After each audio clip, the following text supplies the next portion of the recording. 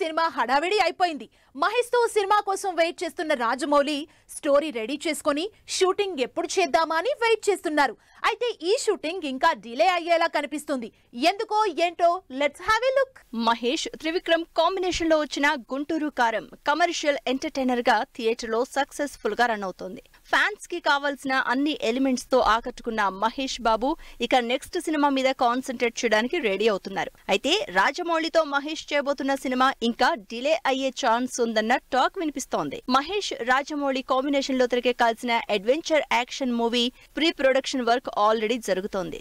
ఇప్పటికే సినిమా స్టోరీని లాక్ చేసుకున్న రాజమౌళి డీటెయిల్డ్ సీన్స్ విషయంలో బెటర్మెంట్స్ చేస్తున్నట్టు తెలుస్తోంది.